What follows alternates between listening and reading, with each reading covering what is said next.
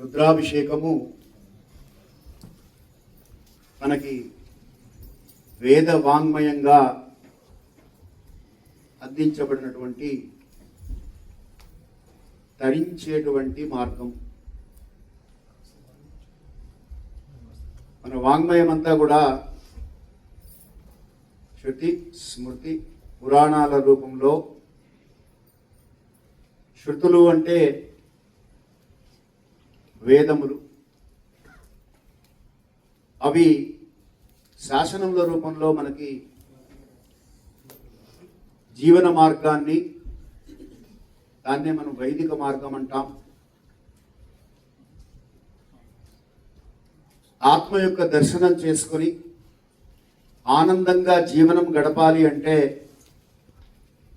ఎలా ఉండాలో, మనిషి తన జీవనం ఎలా గడుపుకోవాలో పుట్టినప్పటి నుంచి షోడశ సంస్కారాలు చేసుకుంటూ తన ఆత్మను, తన శరీరాన్ని తాను ఎలా సంస్కరించుకోవాలో ఇత్యాదులన్నీ చెప్పేటువంటిది వేదం. ఈ వేదము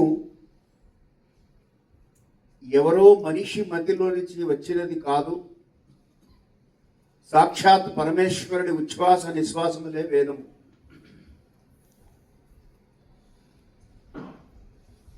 దైవాధీనం జగత్సర్వం అని, ఈ జగత్తంతా ఎవరి ఆధీనంలో ఉన్నది అంటే ఆ భగవంతుడి ఆధీనంలో ఉన్నది అని చెప్తాం. అటువంటి పరమాత్మ ఆయన యొక్క ఇచ్ఛానుసారముగా, ఆయన యొక్క ఉద్దేశానుసారముగా, ఆయన యొక్క ఆదేశానుసారముగా భీతో భావాతః పవతాం భీతో దతేతి సూర్యః అంటుంది వేదం. గాలి వీస్తున్నది అంటే ఆ పరబ్రహ్మకు భయపడి వీస్తున్నదట. గట్టిగా వీచింది అంటే మనం హరికేన్ అంటాం, టోర్నడో అంటాం. మనుషులు తట్టుకోలేరు. మనుషులే కాదు, ఈ చరాచర జగత్తులో ఉన్నటువంటి 84 లక్షల జీవరాశులకు ఎంత మాత్రము కావాలో అంత మాత్రమే గాలిని వీచింపజేస్తూ మన జీవనాన్ని గడిపే విధంగా పరమాత్మ మనకి కనబడకుండా సహకారపడుతూ, సహాయపడుతూ ఈ సృష్టిని నడుపుతున్నాడు. అలాగే సూర్యుడు ఉదయిస్తున్నాడు అంటే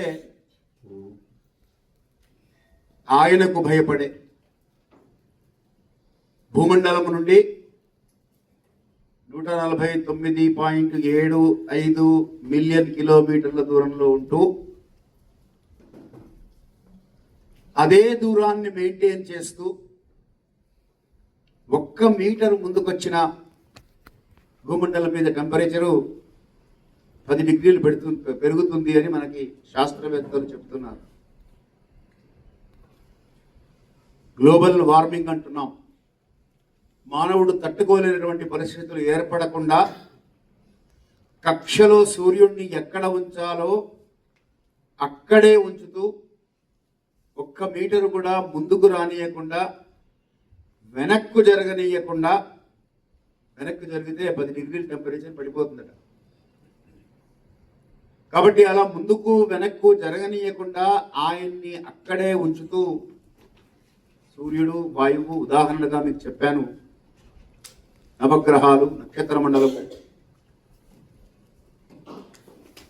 అనేక కోటి బ్రహ్మాండానాం ఏకతమే వ్యక్తమహదహంకార పృథివ్యాపస్తేజో వాయురాకాశాద్యావరణైరావృతస్మిన్ మహతి బ్రహ్మాండఖండయోర్మధ్యే అంటుంది వేదం.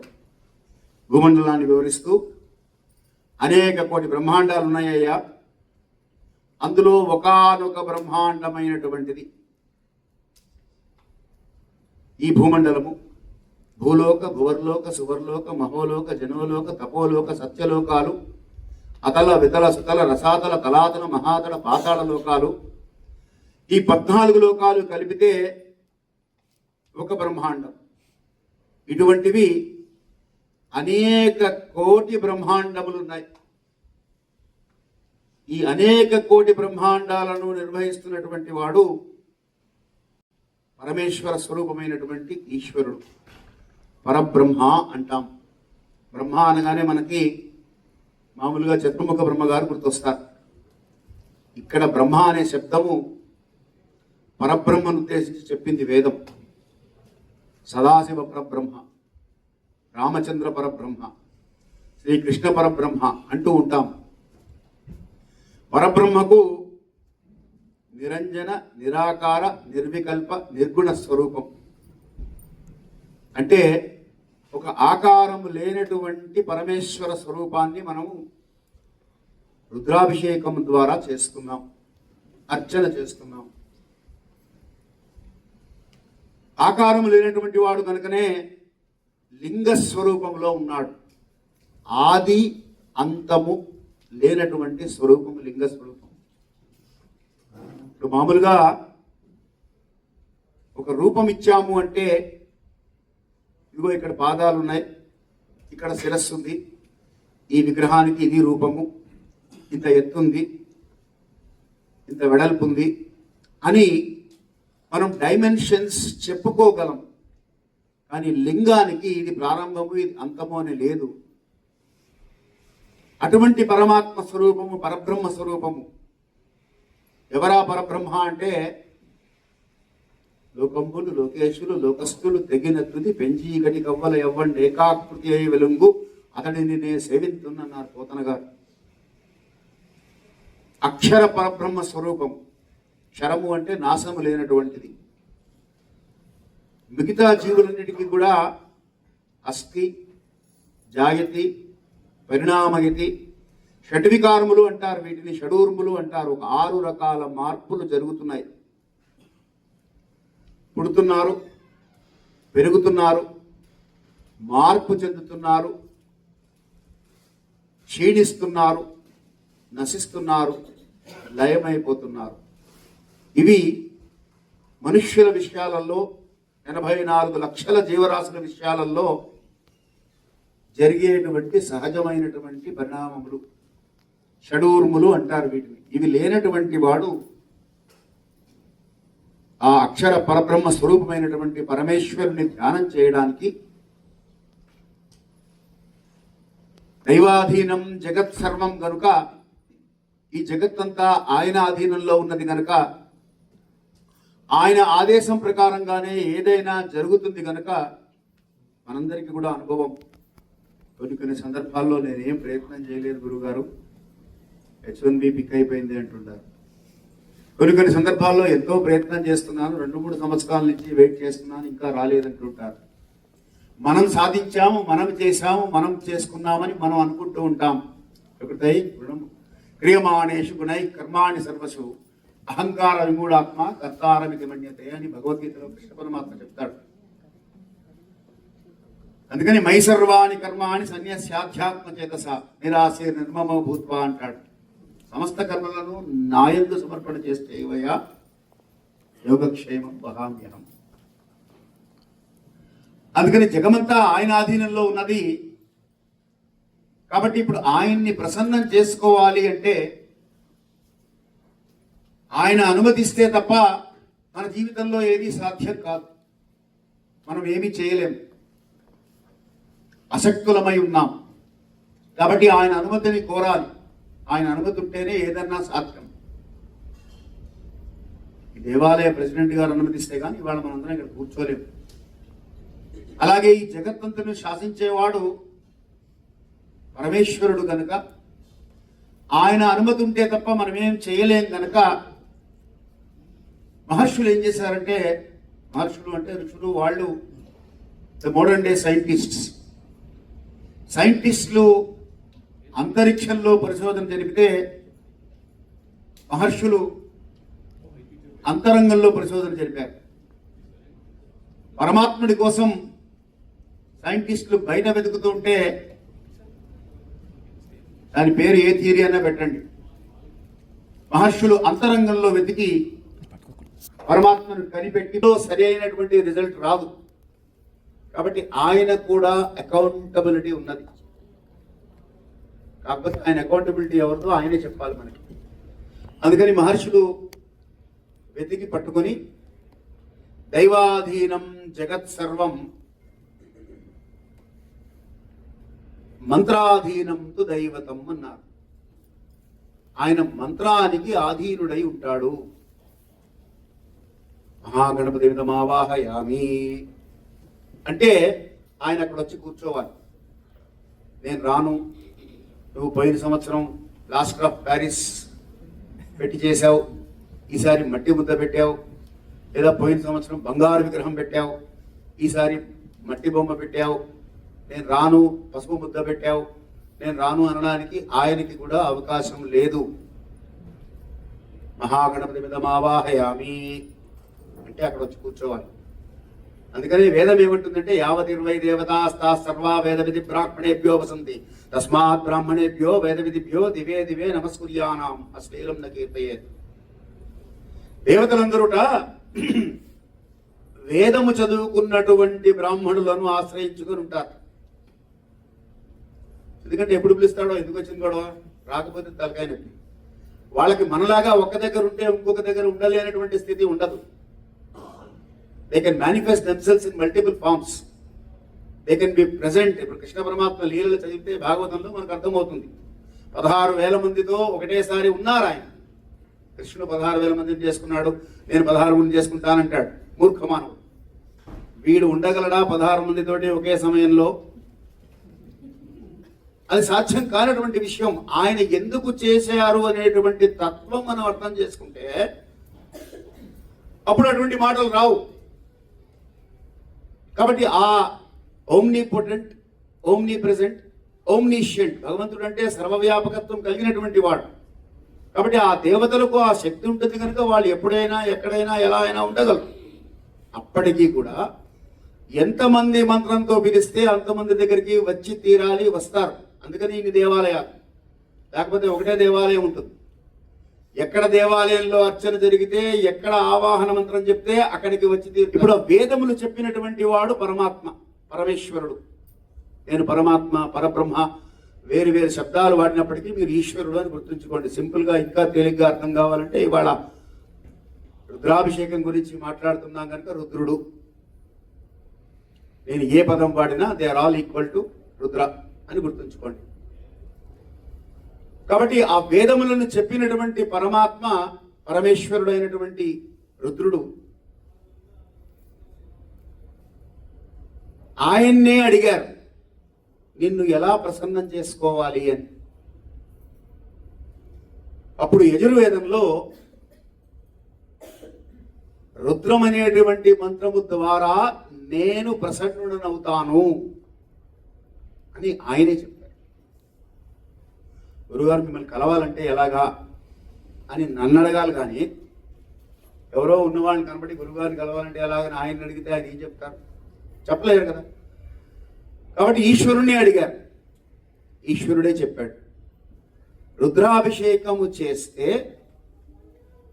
నేను యశ్చ రుద్రమధీయతాం ఎలా చెప్పాడు అంటే ఉపనిషత్తుల రూపంలో చెప్పాడు, వేదం రూపంలో కూడా చెప్పాడు.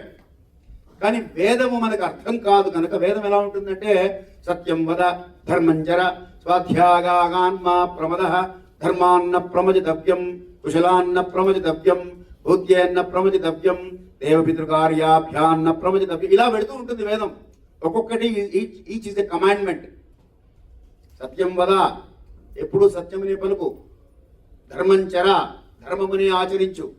వెంటనే మనకు వచ్చే డౌట్ ఏంటంటే ధర్మం అంటే ఏమిటి, ఏం చేయాలి, ఏది ధర్మము, ఏది అధర్మము, ఇవన్నీ డౌట్లు వస్తుంటాయి. ఈ డౌట్లను క్లారిఫై చేయడం కోసం వేదము నుంచి అంగముగా శృతుల నుండి స్మృతులు ఇచ్చారు మహర్షులు. శృతులు అంటే వినడం, శ్రవణేంద్రియము ద్వారా వచ్చినటువంటి విని చెప్పినటువంటి మంత్రములు కనుక అవి పూర్తిగా అర్థం కావు కనుక, పూర్తిగా చదవలేము కనుక 4 వేదాలు ఉన్నాయి. ఎంతమంది చదవగలుగుతాం? చదివే అవకాశం ఉండదు కనుక దాంట్లో నుంచి బుల్లెట్ పాయింట్స్ లాగా తీసి స్మృతులు అంటే వాళ్ళ స్మృతి పదానికి వచ్చినటువంటి ముఖ్యమైనటువంటి అంశాలు అవి మనకు అందించారు. వాటిని స్మృతులు అన్నారు. అవి కూడా అర్థం కావు. అందుకని ఉపనిషత్తుల రూపంలో ముఖ్యమైనటువంటి ఆచరించవలసినటువంటి అంశాలు మనకు అందించడం జరిగింది. అవి కూడా అర్థం కాకపోతే పురాణాల రూపంలో శివ పురాణము, స్కాంద పురాణము అనేటువంటి పురాణాల రూపంలో దాన్ని వివరించి విశదీకరించి మనకు అందించారు మహర్షులు. కాబట్టి ఇప్పుడు రుద్రుడు చెప్పినటువంటి, పరమేశ్వరుడు చెప్పినటువంటి విషయము నేను నీకు తేలికగా పట్టుబడతాను. ఎలా పట్టుబడతాను అంటే కైవల్యోపనిషత్తు చెప్తుంది ఈ మాట. యశ్చ రుద్రీయమధీయతే, ఎవరైతే రుద్రపారాయణ చేస్తారో సా అగ్నిపూతా భవతి, అంటే నిప్పులో కడిగినటువంటి వాడిలాగా పవిత్రుడవుతాడు. రుద్రపారాయణ చేసినటువంటి వాడు నిప్పులో కడిగినట్టుగా పవిత్రుడవుతాడు. స్వర్ణస్థేయాత్ పూతా భవతి, మహాపాతకములని మనకి 4 ఉన్నాయి. బంగారము దొంగలించుట మహాపాపం. కృత్యాకృత్యములు అంటారు, అంటే చేయకూడని పనులు చేయడం, అది మహాపాపం. సో ఇటువంటి పాపములు చేసినప్పటికీ కూడా స్వర్ణస్థేయాత్ పూతో భవతి అంటే అర్థం దొంగతనం చేసి రుద్రం చదవమని కాదు, బంగారం దొంగలించి రుద్రం చదవండి అని కాదు అర్థం. దాని అర్థం ఏమిటంటే అటువంటి మహాపాతకములు చేసేటువంటి వాడైనా సరే రియలైజ్ అయ్యి రుద్రం చదవడం ప్రారంభమైతే క్లారిటీ వస్తుంది, క్లియరెన్స్ వస్తుంది. కైవల్యో భవతి అంటుంది కైవల్యోపనిషత్తు. వాయుపురాణం ఏం చెప్తుందంటే ఎవరైతే రుద్రాభిషేకం చేస్తారో వాళ్ళు శరీరం పడిపోయిన తర్వాత తన స్వంత ఇంటికి ఎలా అయితే వెళ్తారో అలా శివలోకానికి వెళ్తారు. మన ఇంటికి మనం వెళ్ళడానికి ఎవరి పర్మిషన్ అక్కర్లేదు, ఎవరిని గూగుల్ మ్యాప్ పెట్టు అని అడగక్కర్లేదు, ఎంత టైం పడుతుందో ఎవరు చెప్పక్కర్లేదు, ఎలా వెళ్ళాలో చెప్పక్కర్లేదు, ఎవరిని తలుపు తీయమని కూడా అడగక్కర్లే. ఇక మీకు అన్ని నంబర్ లాక్స్ ఉన్నాయి, ఇండియాలో అయితే తలుపు తీయమని అడగాలి, అది కూడా అడగక్కర్లేదు. మనం ఎలా అయితే మన ఇంట్లోకి వాకింగ్ చేసుకుంటూ వెళ్ళిపోతామో nobody will question, nobody can question. అటువంటి అధికారం వస్తుంది రుద్రం చదివితే. అయితే ఇది ఒకటి గుర్తుంచుకోవాల్సిన విషయం ఏంటంటే ఇది రుద్రం అనేటువంటిది వేద మంత్రం. ఎందుకు ఈశ్వరుడు చెప్పాడు వేద శివ శివో వేద వేదాధ్యాయి సదాశివ అంటుంది. అంటే వేదమే శివస్వరూపం, శివుడే వేద స్వరూపం. కాబట్టి ఎవరైతే వేదము చదువుతున్నారో వాళ్ళు సాక్షాత్ శివస్వరూపం. ఇప్పుడు ఆ వేదము చదివేటప్పుడు వేదము చెప్పినటువంటి నియమములను పాటించకుండా చదివితే అది వేదం కాదు. నేషనల్ యాంథమ్ చదవాలండి, పాడాలి నేషనల్ యాంథమ్. జన గణ మణ అధీనాయక జయ హే భారత భాగ్య విధాత అన్నాను అనుకోండి, నేను జాతీయ గీతం పాడినట్ల కాదు.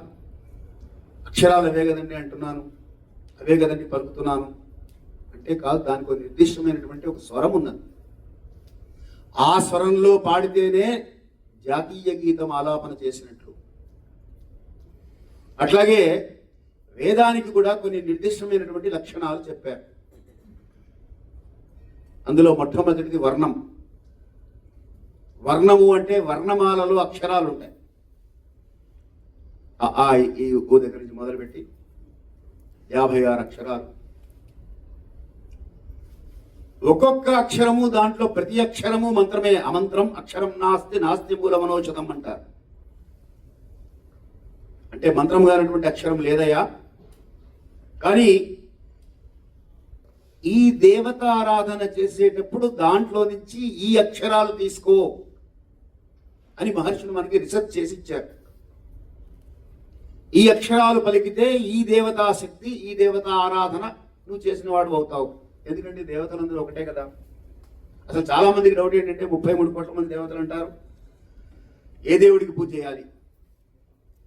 అందుకని ఎందుకు వచ్చిన తలకాయ పని, సోమవారం శివుడికి, మంగళవారం హనుమంతుడికి, బుధవారం విష్ణువుకి, గురువారం సాయిబాబాకి, శుక్రవారం అమ్మవారికి, శనివారం వెంకటేశ్వర స్వామికి, ఆదివారం నాడు సూర్యుడికి చేసుకుంటూ వెళ్ళిపోతున్నారు. ఏకం సత్ విప్ర బహుదా వదంతి. మనం తెలుసుకోవాల్సింది ఏంటంటే ఈశ్వర తత్వము, ఈశ్వరుడు ఒక్కడే. ఏకమేవా న అద్వితీయో, రెండవది లేదయ్యా, ఉన్నది ఒకటే అనే సత్యం కనుక తెలుసుకుంటే అప్పుడు ఈ సందేహం ఉండదు. అయితే మరి ఇన్ని అక్షరాలు, ఇన్ని మంత్రాలు, ఇన్ని రకాలు, ఇన్ని పూజా విధానాలు, ఇన్ని తంత్రశాస్త్రంలో ఉన్నటువంటివన్నీ ఎందుకు వచ్చినాయి అంటే, ఇప్పుడు మీకు కొద్దిగా సైన్స్ తోటి దాన్ని కోరిలేట్ చేసి చెప్తాను, మీకు అర్థమవుతుంది తొందరగా. ఇప్పుడు భగవంతుడు అంటే ఆది పరాశక్తి అంటున్నాం. ఆది పరాశక్తి అమ్మవారు. అమ్మల కన్నయ్యమ్మ, ముగురమ్మల మూలపుటమ్మ, చాలా పెద్దమ్మ, తుర్రారుల కడుపారుడి బుచ్చిడయమ్మ, దయాంబురాశవి కదమ్మ అని పోతన గారు స్తోత్రం చేసినట్లుగా ఆది పరాశక్తి మూలశక్తి. సచామర మావాణి సవ్య దక్షిణ సేవిత అని లలితా సహస్రనామం చదువుతున్నాం. కాబట్టి బ్రహ్మ విష్ణు మహేశ్వరుల కంటే కూడా పైన ఉన్నటువంటి స్వరూపం ఆవిడ జగన్మాత. ఆది శక్తి. ఆది అంటే ప్రారంభము, శక్తి అంటే ఎనర్జీ. ఇప్పుడు ఎనర్జీనే మహర్షులు దేవతా స్వరూపము, దేవతా శక్తి అన్నారు. Energy can neither be created nor destroyed. It can only be converted from one form into another అని సైన్స్ కూడా చెప్తున్నది. భగవత్ శక్తిని మనం పెంచలేము, తగ్గించలేము. ఉన్న శక్తిని అలాగే మనం వినియోగించుకోవాలి. But it can be converted from one form into another. Hydel ఎనర్జీని థర్మల్ ఎనర్జీగా మార్చవచ్చు, థర్మల్ ఎనర్జీని విండ్ ఎనర్జీగా మార్చవచ్చు, విండ్ ఎనర్జీని వైస్ వర్సా మార్చుకోవచ్చు. అది పాసిబుల్. సో ఈ విండ్ ఎనర్జీని మన వాళ్ళు వాయుదేవుడు అన్నారు, థర్మల్ ఎనర్జీని మన వాళ్ళు అగ్నిదేవుడు అన్నారు, హైడల్ ఎనర్జీని మన వాళ్ళు వరుణదేవుడు అన్నారు. కాబట్టి energy that is prevailing in the cosmos, that energy is being dissipated to different portions in different forms. So now I will make use of that energy whichever way I want to use. Wind turbine అంటే వేరే విధంగా design చేసుకోవాలి, hydel energy generate చేసే turbine అంటే వేరే విధంగా ఉంటుంది. అలాగే ఇప్పుడు ఏ మంత్రం, ఏ ఎనర్జీని నేను ట్యాప్ చేయాలో ఆ ఎనర్జీకి సంబంధించినటువంటి అక్షరాలు మహర్షులు పిక్ చేసి మనకి ఇచ్చారు. ఓం నమ శివాయ, ఓం నమ శివాయ, ఓం నమ శివాయ అనవయ అంటే ఒక omnipotent, omni present, omniscient energy నీ దగ్గరకు వస్తుంది కాస్మాస్ లో నుంచి. లేదు ఓం హ్రీం శ్రీం క్లీం గౌం గం గణపతి అని గణపతి మంత్రం చెప్తాను, చెప్పు. You will have that energy that is required to overcome obstacles. విఘ్న నివారణ శక్తి నీకు వస్తుంది. డోంట్ థింక్ గణపతి అది కొంచెం డీటెయిల్, ఇంకో సబ్జెక్ట్ ఎప్పుడైనా వేరే సబ్జెక్ట్ మాట్లాడుకుందాం. కానీ గణపతి అంటే ఏనుగు, హనుమంతుడు అంటే కోతి, ఇవి ప్రారంభ దశలో మనకి చెప్పినటువంటి రూపములు మాత్రమే. But the manifesting energy form that is been given to us is given by rishis in different forms of aksharas. So ఈ వేదంలో ఉన్నటువంటి అక్షరాలు, మొట్టమొదటి అక్షరం వర్ణం, రెండవది స్వరం. ఈ స్వరానికి ఉదాత్త, అనుదాత్త, స్వరిత, దీర్ఘస్వరిత అని 4 లక్షణాలు ఉన్నాయి. అంటే ఏ అక్షరాన్ని పైకి పలకాలో అక్షరాన్ని పెద్దగా పైకి పలకాలి. ఏ అక్షరాన్ని కిందకి పలకాలో ఆ అక్షరాన్ని కిందకి పలకాలి. ఏ అక్షరానికి దీర్ఘం తీయాలో ఆ అక్షరానికి దీర్ఘం తీయాలి. జనగణమన అధినాయక అంటేనే నేను జాతీయ గీతం పాడుతున్నట్టు. అవే జనగణమన అక్షరాలు. కానీ ఆ అక్షరాలను ఆ స్వరంతో నేను ఎలా ఉచ్చరిస్తే జాతీయ గీతం పాడినట్లు అవుతుందో, అలాగే ఈ ఉదాత్త అనుదాత్త స్వరిత దీర్ఘ స్వరితాలు పెట్టి నేను చెప్తే తప్ప అది వేద మంత్రోచ్చారణ కాదు. శ్లోకాలకు ఆ నియమం లేదు. శ్లోకం నీ ఇష్టం వచ్చినట్లు పాడుకోవచ్చు. ముక్తా విద్రుమహేమ నీలధవళ ఛాయైర్ముఖై స్త్రీక్షణైః యుక్తామిందు నిబద్ధరత్నమకుటాం తత్వార్థవర్ణాత్మికాం గాయత్రీం వరదాభయాం. ఇలా నేను శ్లోకం నా ఇష్టం వచ్చి నాకు కట్టుకుని పాడుకోవచ్చు. ముక్తా విద్రుమహేమ నీలధవళ ఛాయైర్ముఖై స్త్రీక్షణైః యుక్తాం ఇందు నిబద్ధరత్నమకుటాం తత్వార్థవర్ణాత్మికాం అని కూడా శ్లోకం చెప్పుకోవచ్చు. శ్లోకాలకు ఈ నియమం లేదు. మంత్రానికి నియమం ఉన్నది. మొట్టమొదటిది వర్ణం, రెండవది స్వరం, మూడవది మాత్ర. ఎంత మాత్రం పలకాలో అంత మాత్రమే పలకాలి. వచ్చావు అన్నాం అనుకోండి, వచ్చావు అన్నానికి వచ్చావు అని దీర్ఘం తీసామంటే అక్కడ అర్థం మారిపోయింది. వేద మంత్రాల్లో కూడా అర్థాలు మారిపోతాయండి. ఆ మాత్రం పలకపోతే అర్థం మారిపోతుంది. అందువల్ల వర్ణస్వరం మాత్ర. నాలుగవది బలం. అన్నాం అనుకోండి, అక్కడ తేడా తెలిసిపోతుంది. ఎంత బలంతో చెప్తున్నామో మంత్రము ఆ బలంతో చెప్పాలి. కాబట్టి వర్ణస్వరం మాత్ర బలం. ఐదవది సమం. అంటే ఒక సమమే. Because this is mechanical energy. మంత్రము అంటే మంత్రోచ్చారణ చేయడము అంటే మనకి భగవంతుడు ఇచ్చినటువంటి వాక్ శక్తి మన దగ్గర ఉన్నది. That is the energy. We have thermal energy మన బాడీలో, but that is only good for maintaining body temperature at 98.6. దాన్ని మెయింటైన్ చేయడానికి వరకే సరిపోతుంది. అది దాన్ని వాడి భగవంతుడిని మనం చేరుకోలేము. We have wind energy, but ఆ విండ్ ఎనర్జీ మనకే సరిపోతుంది ఉచ్ఛ్వాస నిశ్వాసాల రూపంలో. We don't have surplus available. So we have hydel energy, but body need 69% of water. ఏ మాత్రం పర్సంటేజ్ తగ్గినా వెంటనే డిహైడ్రేషన్ అయిపోయిందని హాస్పిటల్లో చేరుస్తున్నారు. కాబట్టి అదర్ ఫార్మ్స్ ఆఫ్ ఎనర్జీని మానవ శరీరంలో ఉన్నటువంటి నువ్వు వాడలేవయ్యా. నీ దగ్గర ఉన్నటువంటిది extra energy, sound energy. So ఈ సౌండ్ ఎనర్జీని జనరేట్ చేసి, sound is defined as mechanical energy created by vibration of particles. ఈ mechanical energy created by vibration of particles. Every energy will have a pattern. ఇవన్నీ science లో మనకి basic గా చెప్పేశారు కాబట్టి will have a pattern. Frequency ఉంటుంది, wave length ఉంటుంది, velocity ఉంటుంది. ఈ వెలాసిటీ, ఈ ఫ్రీక్వెన్సీ, ఈ వేవ్ లెంత్ లో నువ్వు సౌండ్ ప్రొడ్యూస్ చేస్తే you will be connecting to that frequencies. మీకు ఉదాహరణ చెప్పాలంటే 2 రేడియో స్టేషన్లు ఉన్నాయి. నా కుడి పక్కన ఒకటి, ఎడం పక్కన ఒకటి. కుడి పక్కన రేడియో స్టేషన్లో చాగంటి కోటేశ్వరరావు గారి రామాయణ ప్రవచనం వస్తున్నది. ఎడమ పక్కన రేడియో స్టేషన్లో ఘంటసాల గారి గీతములు వస్తున్నాయి. 2 రేడియోలు నా దగ్గరే ఉన్నాయి, లేదా ఒకటే రేడియో ఉంది. పోని 98.6 నేను ట్యూన్ చేయగానే రామాయణ ప్రవచనం వినపడుతున్నది. దాన్ని 102.3కి మూవ్ చేయగానే ముళ్ళుని ఘంటసాల గారి భక్తి గీతాలు వినపడుతున్నాయి. మళ్ళీ నేను ఆ ముళ్ళుని పక్కకి జరిపాను అంటే నాకు వినపట్టాల, 2 వినపట్టాల. ఇప్పుడు చాగంటి కోటేశ్వరరావు గారు చెప్పేటువంటి రామాయణ ప్రవచన శబ్ద తరంగాలు ఇక్కడ ఉన్నాయి. ఘంటసాల గారు పాడేటువంటి భక్తి గీతాల శబ్ద తరంగాలు ఇక్కడ ఉన్నాయి. ఈ 2 నా చెవులకు వినేటువంటి శక్తి నాకు లేదు. ఆ రేడియో స్టేషన్లో ట్యూన్ చేస్తే తప్ప నాకు అది వినపడదు. నాకు వినపడటం లేదు కాబట్టి ఆయన పాడటం లేదు, ఈయన చెప్పడం లేదు అంటే ఎంత అవివేకమో. భగవంతుడిని నేను చర్మచక్షులతో చూడలేకపోతున్నాను కాబట్టి లేడు అనడం అంత అవివేకము అంటుంది శాస్త్రం. Because is omnipotent, omnipresent, omniscient. ఇది గుర్తుంచుకోండి. ఇప్పుడు ఈశ్వర తత్వం అంటే సత్యోజాత, వామదేవ, అఘోర, తత్పురుష, ఈశాన ముఖాలు అన్నారు. 5 ముఖాలు ఈశ్వరుడికి.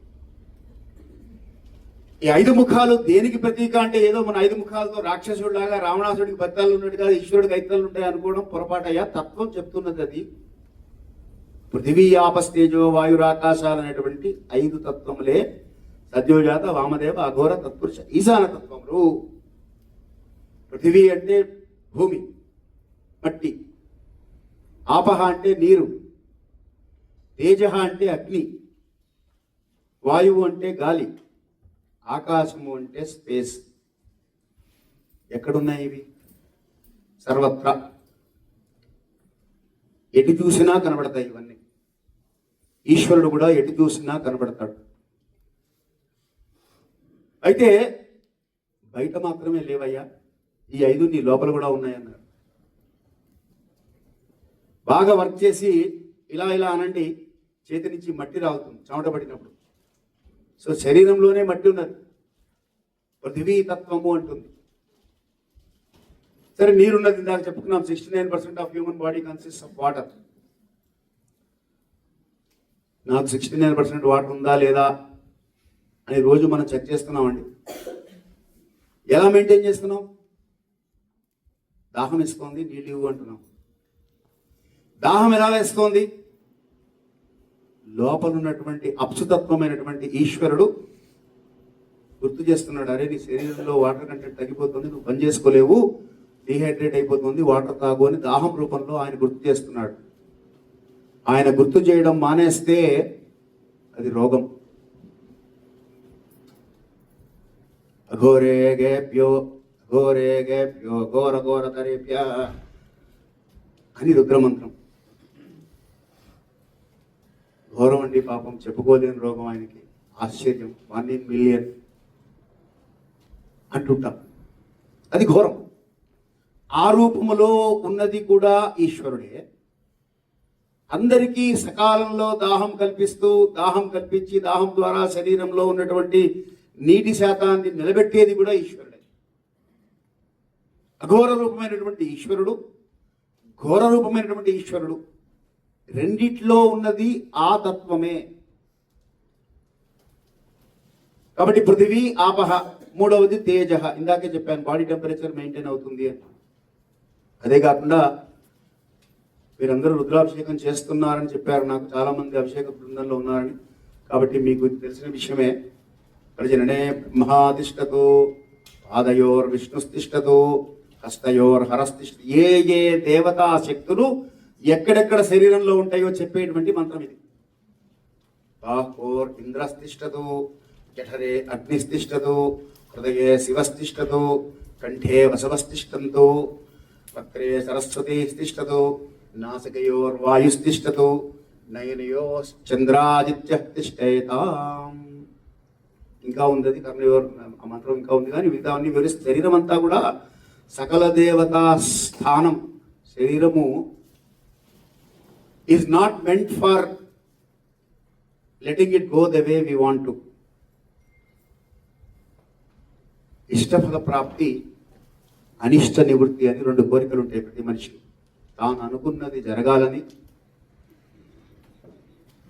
తనకు వద్దన్నది రావద్దని. ఇవి 2 జరగాలి అంటే శరీరంలోని సకల దేవతలను యథాస్థానంలో ఉంచవయ్యా అని చెప్పేదే ఈ మంత్రం. రుద్రంలోనే వస్తుంది. ఇది కూడా అభిషేకం చేసే ముందు చేస్తాం. దీన్ని లఘున్యాసము అంటాం. కాబట్టి అది చేయడం ద్వారా ఏమవుతోంది? నయనయో చంద్రాదిత్య తిష్టేతాం. సూర్యుడు, చంద్రుడు కళ్ళల్లో ఉన్నారు అంటే అగ్ని కళ్ళల్లో ఉన్నది. If you do scanning with an infrared thermal camera, ఆ ఇన్ఫ్రారెడ్ థర్మల్ కెమెరాతో మీరు చేస్తే కళ్ళల్లో 2 స్పాట్స్ కనిపిస్తాయి ఏ మనిషికైనా. థర్మల్ ఎనర్జీ డిఫరెన్సియేషన్ ఎక్కడ ఉంటుందో ఆ థర్మల్ ఎనర్జీ డిఫరెన్స్ ని హైలైట్ చేస్తూ చూపిస్తుంది ఆ కెమెరా. సో కళ్ళల్లో అగ్నిహోత్రుడు ఉన్నాడు. కాబట్టి పృథివీ, ఆపహ, తేజ. వాయువు చెప్పక్కర్లేదు. యావత్ పవనో నివసతి దేహే తావత్ కుశలం పృచ్చతి గేహే గతవతి వాయో దేహాపాయో భార్యా విభేది తస్మిన్ కాయ. ఆ గాలి అనేటువంటిది ఆగిపోతే రామ్ నామ్ సత్య హై. కాబట్టి అది ఉన్నది, ప్రతి వాళ్ళలో గాలి ఉన్నది. సో పృథివీ ఆపస్ తేజో వాయు ఆకాశం. ఆకాశం అంటే స్పేస్, స్కై అనుకోకండి. ఆకాశం అంటే స్పేస్. లంగ్కి లివర్కి ఎంత దూరం ఉండాలో అంత దూరంలోనే ఉంచి పుట్టించి మనిషిని, పెరుగుతున్నటువంటి మనిషి పెరుగుదలకు అనుగుణంగా వాటి దూరాన్ని అంతే మెయింటైన్ చేస్తున్నాడు. అప్పుడే పుట్టినటువంటి బిడ్డ ఉంటే 1 అడుగు ఉంటుందండి, లంగ్కి లివర్కి డిస్టెన్స్ ఇంత ఉంటుంది. అది అలాగే ఉంచేశాడు అనుకోండి ఆయన, మనిషి పెరిగిపోయిన తర్వాత. That is abnormality. సో ఎలా మనిషి పెరుగుతున్నాడో అలా అంతదాకా ఎందుకు అసలు? Why go to the organs? Even take the blood carrying vessels. మీకు 0.0001% కాంట్రాక్షన్ ఉందంటే అందుకని గుండె నొప్పి వస్తుందంటే డాక్టర్. ఎంత ఉండాలో అంతే మెయింటైన్ చేయాలి. ఆ రక్తనాళాలను, ఏదైతే రక్త ప్రసరణ జరుగుతుందో ఆ రక్త ప్రసరణ జరిగేటువంటి నాళాలను యావజ్జీవన పర్యంతము శతమానం భవతి అని ఎవరన్నా వేద పురుషుడు ఆశీర్వదించాడు అంటే వాడిని 100 సంవత్సరాల పాటు ఈయన అలాగే మెయింటైన్ చేయించాలి, లేకపోతే వాడు 100 ఏళ్ళు బతకలేడు. మార్కండేయ చరిత్ర, శంకరాచార్యుల వారి చరిత్ర, ఇవన్నీ మనకి నిదర్శనాలు దానికి. కాబట్టి పృథివీ ఆపస్తేజో వాయురాకాశాలు బయట ఎలా ఉన్నాయో లోపల కూడా ఉన్నాయి. సద్యోజాత వామదేవ అఘోర తత్పురుష ముఖాలు ఈ పృథివీ ఆపస్తేజో వాయురాకాశాలకు ప్రతీక గనక అవి నాలో కూడా, నాలో అంటే మీ అందరిలో, గురుగారులో ఉంటేలే మనకు కాదనుకోకండి, అందరిలో ఉన్నాయి. ప్రతి వాళ్ళలో ఈ పంచతత్వమైనటువంటి ఈశ్వర తత్వము లోపల ఉన్నది. అహం బ్రహ్మాస్మి అన్నది అందుకు. ఏకమేవా న అద్వితీయం, అందుకని అద్వితీయం అంటారు. నా ద్వితీయానికి అద్వితీయం అనమాట. ఏకమేవా నా ద్వితీయం బ్రహ్మ, రెండవది లేదయ్యా, ఉన్నది ఒకటే.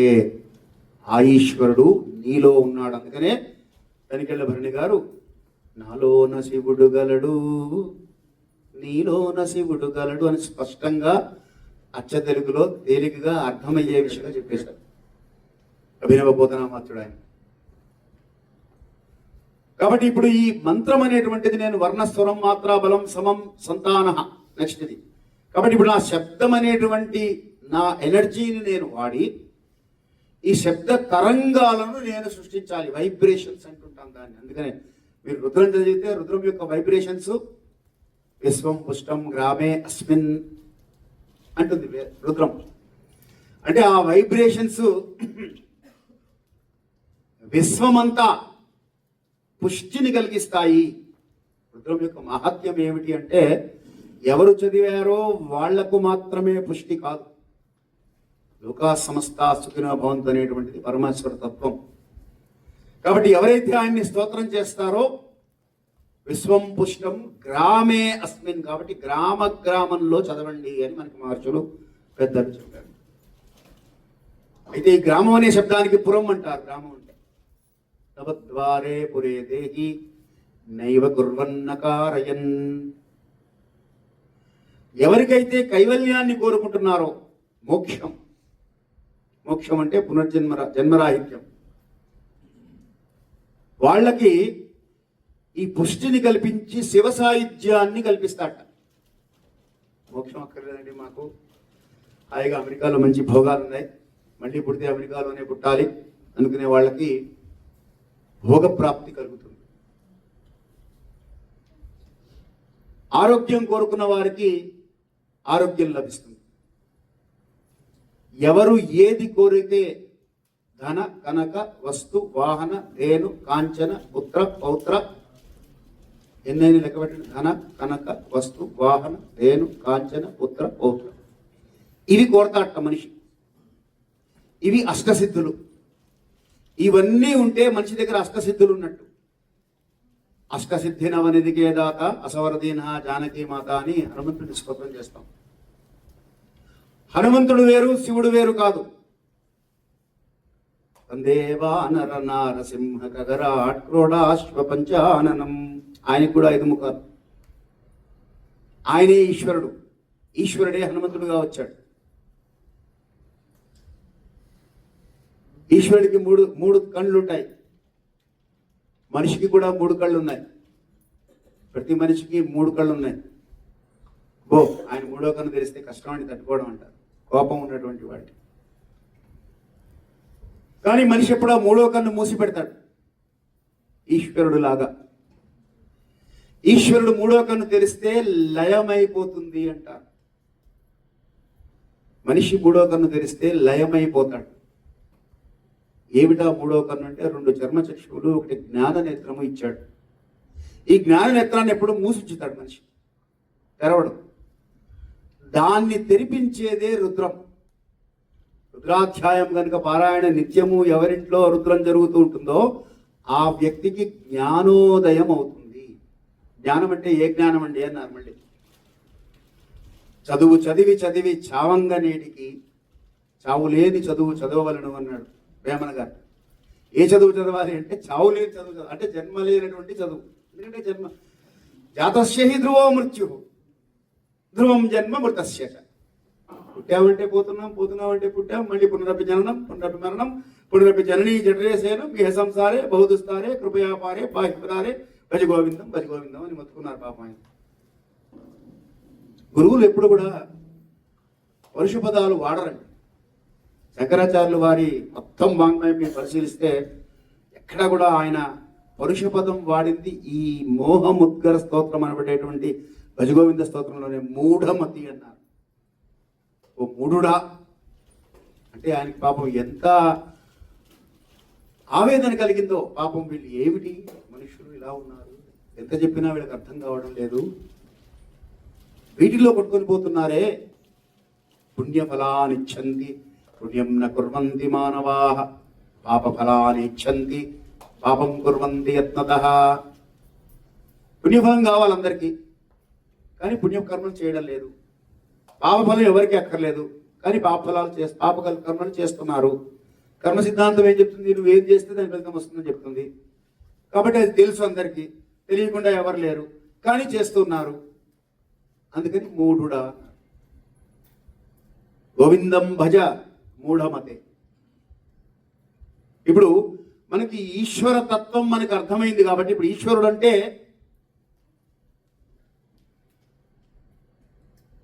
కోర్స్ మనకి శాంతం పద్మాసనస్థం శశిధరముఖం శూలహస్తం అనే ఒక రూపాన్ని వర్ణించింది వేదం. ఆ రూపంలో చూడండి, తప్పలేదు. ఆ రూపంలో చూడడం తప్పలేదు. ఇప్పుడు ఇవాళ నన్ను చూశారు, ఇవాళ ఇలా ఉన్నాను.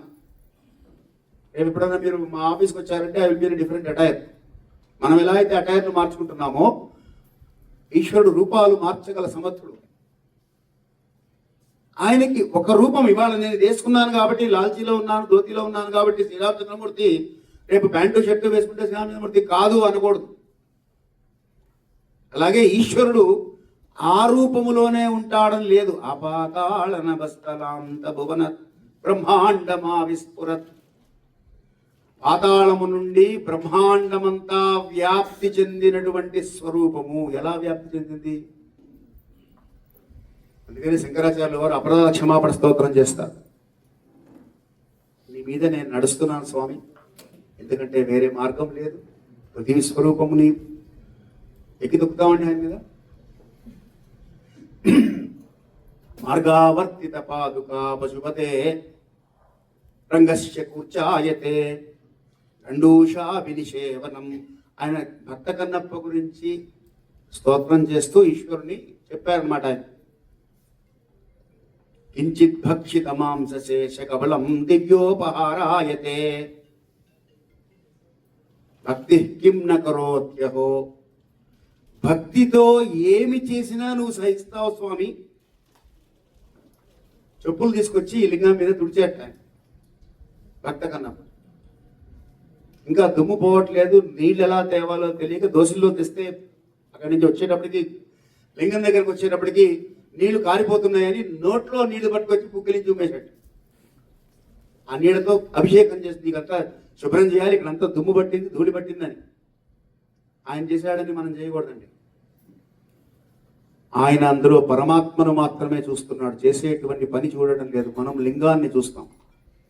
లింగాన్ని చూడటం కాకుండా పరమాత్మను చూసే స్థాయి వచ్చినప్పుడు మనం ఏం చేస్తున్నామో మనకి తెలియదు. కించిత్ భక్షిత మాంసశేష కవళం దివ్యోపహారాయతే. తినగా మిగిలినటువంటి మాంసాన్ని నైవేద్యం పెట్టాట కన్నప్ప.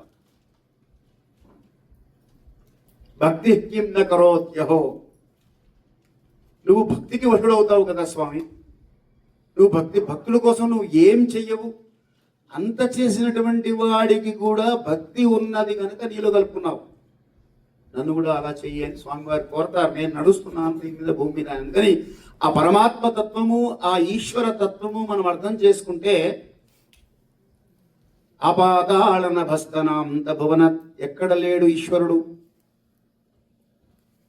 మరి ఎందుకండి కాశీ వెళ్ళాలి, మరి ఎందుకండి రామేశ్వరం వెళ్ళాలి, ఏటికయ్యా బాబయ్య కాశీ రామేశ్వరాలు కాళ్ళు ఈడ్చుకెళ్ళడం అని దేవులపల్లి కృష్ణశాస్త్రి గారు గీతం రాశారు. అంటే ఆ స్థాయి వచ్చిన తర్వాత అప్పుడు వెళ్ళక్కల, అప్పటిదాకా మన మనస్సు నిలవదు గనక మనస్సును నిలపడం కోసం అటువంటి క్షేత్రాలకు వెళితే ఎక్కడో అక్కడ ఆ స్విచ్ వెలుగుతుంది. ఏం చేయాలంటే స్విచ్ వేయాలంటే, లైట్ వెలగాలంటే స్విచ్ వేయాలి. బల్బ్ ఉన్నది, కరెంట్ ఉన్నది, వైరింగ్ ఉన్నది, స్విచ్ ఉన్నది. మనం వేయకపోతే చీకటిగానే ఉంటుంది. మన జీవితాల్లో కూడా అలాగే పరమాత్మ తత్వం అంతా, ఈశ్వర తత్వం అంతా వ్యాప్తి చెంది ఉన్నది. యూనివర్స్ అంతా పవర్ సప్లై ఉన్నది. లోపల స్విచ్ ఒకటి పెట్టాడు, ఈ స్విచ్ అయ్యవయ్యా నువ్వు కనెక్ట్ అవుతావు అని. దాని పాస్వర్డ్ ఏమిటి అంటే మంత్రం. ఈ మంత్రంతో కనుక నువ్వు ఉచ్చరించావంటే ఈ పాస్వర్డ్తో నువ్వు కనెక్ట్ అవుతావు. ఈ వైఫైకి ఎలా అయితే పాస్వర్డ్తో కనెక్ట్ అవుతున్నామో అలా ఈ పాస్వర్డ్ వాడు అని చెప్పారు. క్యాపిటల్ కే బదులు స్మాల్ కే కొడితే కరెక్ట్ అవుతుంది, మిగతా అంతా కరెక్ట్ ఉన్నా. నా పాస్వర్డ్ KSRC 3105 నిజం అనుకునేది, ఊరికే చెప్తున్నా. ఆ క్యాపిటల్ కే బదులు స్మాల్ కే కొట్టాను అనుకోండి, కరెక్ట్ అవును. దీర్ఘం తీయాల్సిన చోట మీరు దీర్ఘం తీయలేదనుకోండి, కనెక్ట్ అవ్వదు. అందుకని ఇన్నిసార్లు అభిషేకాలు చేసినా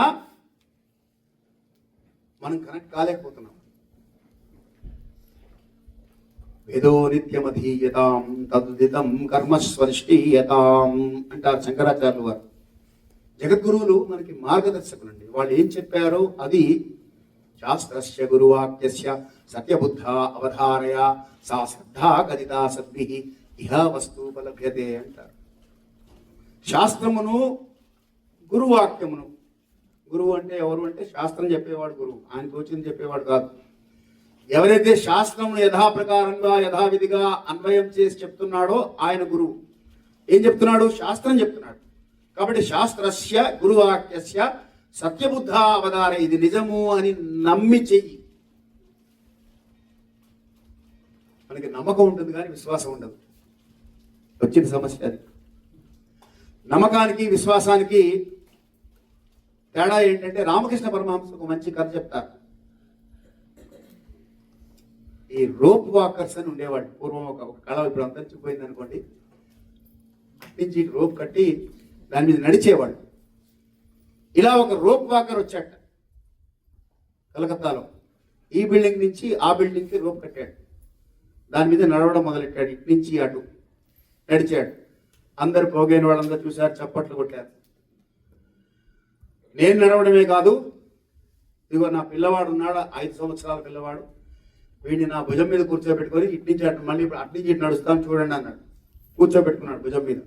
వీళ్ళందరూ భయపడ్డారు, ఏం చేస్తాడు, పడేస్తాడేమో పాపం పిల్లవాడు అని. అందరూ రెడీగా ఉన్నారు కింద ఒకవేళ పడేస్తే పట్టుకోవడానికి.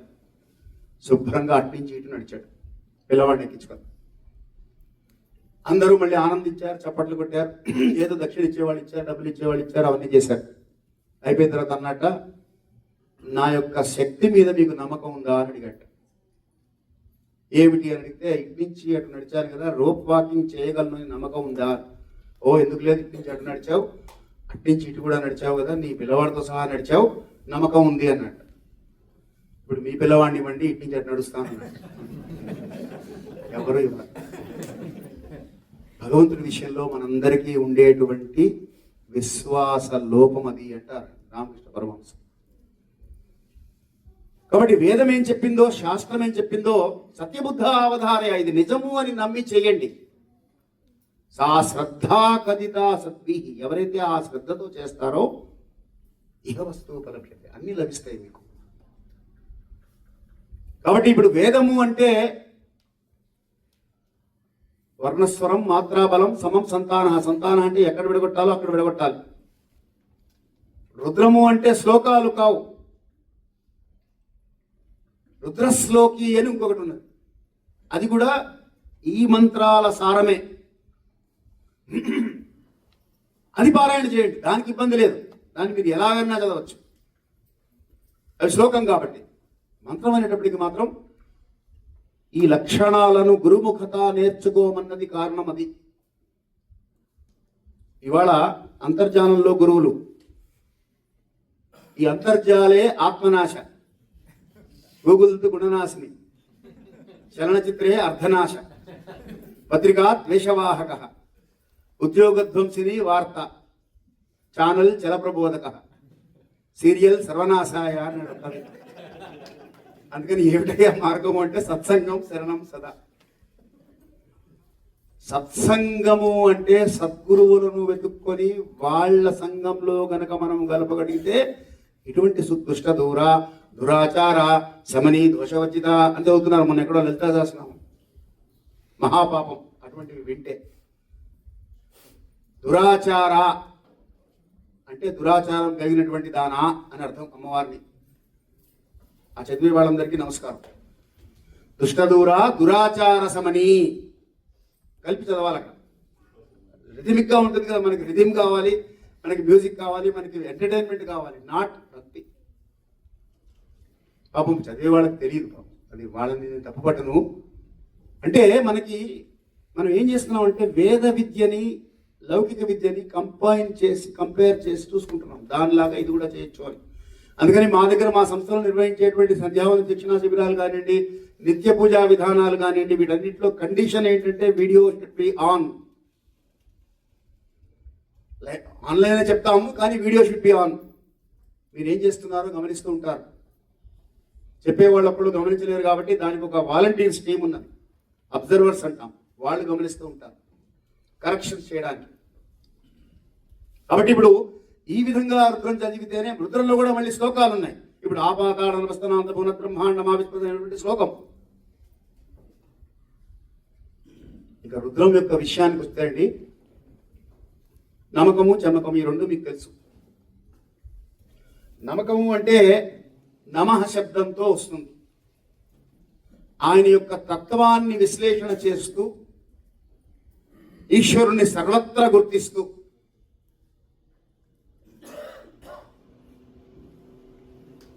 నమస్తక్షభ్యో రదకారేభ్యశ్చ వో నమో నమః కులాలేభ్యః కర్మారేభ్యశ్చ వో నమో నమః పుంజుష్టేభ్యో నిషాదేభ్యశ్చ వో నమో నమః అని ఆయన యొక్క స్వరూపాలు. రదకారేభ్యశ్చ అంటే కార్పెంటర్, పుంజుష్టేభ్య నిషాదేభ్య అంటే హంటర్ అండ్ ఫిషర్మెన్. ఇలాగా ప్రతి రూపములో ఆయనే ఉన్నాడు. నమో అగ్రియాగచ ప్రథమాగచ, నమో జ్యేష్ఠాగచ కనిష్టాగచ. పెద్దవాళ్ళలో ఉన్నాడు, చిన్నవాళ్ళలో ఉన్నాడు. ఆమె పూర్వజాగచ అపరజాగచ, ముందున్న వాళ్ళలో ఉన్నాడు, వెనుకున్న వాళ్ళలో ఉన్నాడు.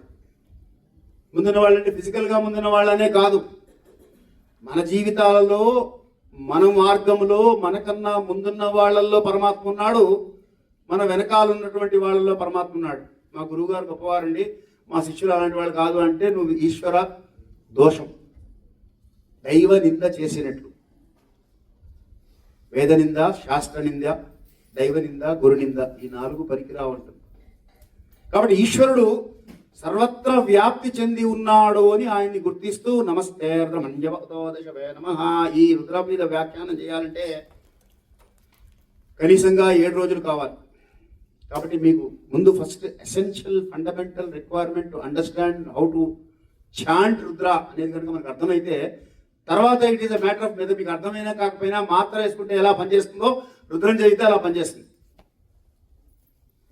నాకు దాని కెమిస్ట్రీ ఏమిటి, దాని బయాలజీ ఏమిటి, దాని మైక్రోబయాలజీ ఏమిటి, ఆ మాత్ర ఎలా పనిచేస్తుంది, ఆ ఫార్మసీ ఏం తయారైంది, ఎలా చేశాడు, ఇవన్నీ నాకు తెలియకల్లా మాత్ర వేసుకుంటే తలకాయ నొప్పి తగ్గుతుంది. అలాగే రుద్రం చదివితే కోరికలు తీరుతాయి, ఏ కోరికైనా సరే. కనుక మీకు ముందు ఆ రుద్రం యొక్క ప్రైమరీ రిక్వైర్మెంట్ అర్థం చేసుకున్నారు కనుక ఇప్పుడు రుద్రంలో నమ్మకం అంతా కూడా ఆయన్ని స్తోత్రం చేయడం, ఆయన్ని పారాయణ చేయడం. ఇందుగలడు అందు లేడని సందేహము వలదు, సర్వోపగతుండి ఎందెందు వెతకి చూచిన అందందేయగలడు అనేటువంటి స్వరూపాన్ని రుద్రం మనకి ఆవిష్కరిస్తుంది. నమస్తే ద్రమణ్యవదోదశవే నమః.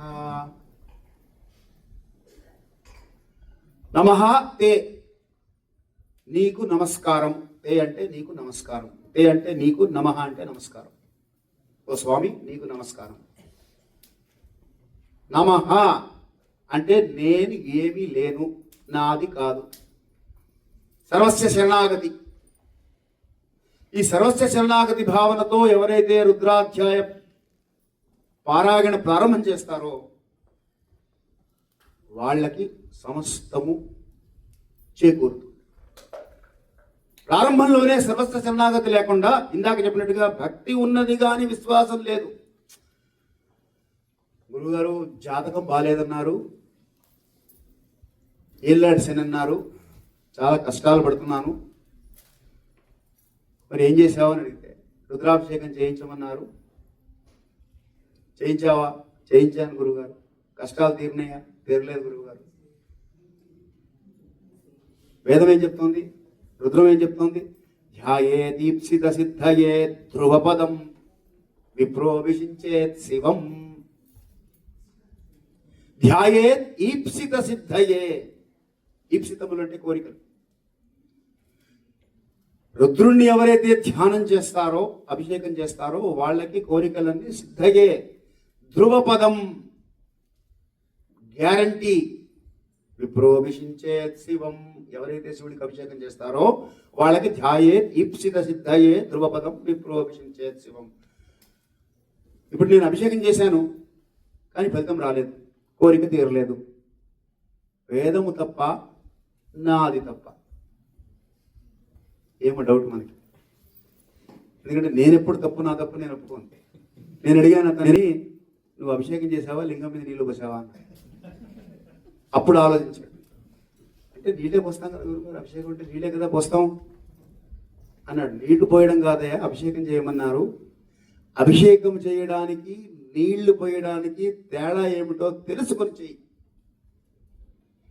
అక్కడున్నది బ్రహ్మాండ వ్యాప్త దేహ భసిత హిమరుచ భాసమానా భుజంగై కంఠే కాళాకపర్థా కలిత శశికళా చండ కోదండ హస్తా ద్రక్షా రుద్రాక్షమాలా స్మృతి వపుశాంభవా మూర్తి భేదా రుద్రాశ్రీ ఋతుసూక్త ప్రకృతి విభాన్ అప్రయచ్చంతి సౌఖ్యం అని వేదం చెప్తుంటే నువ్వు అక్కడ లింగం ఉన్నది, రాయి ఉన్నది, దాని మీద నీళ్లు పోసారని భావంతో నువ్వు చేస్తే నువ్వు ఏం చేసినట్టు? మనసా వాచ కర్మణ చేయమన్నారు. ఏది చేసినా త్రికరణ శుద్ధి. ఇవాళ సమాజంలో లోపిస్తున్నది అది. కర్మణ్యేకం మనస్యేకం వచస్యేకం మహాత్మన కర్మణ్యన్యం మనస్సన్యం వచస్సన్యం దురాత్మన అంటాడు కృష్ణ పరమాత్మ భగవద్గీతలో.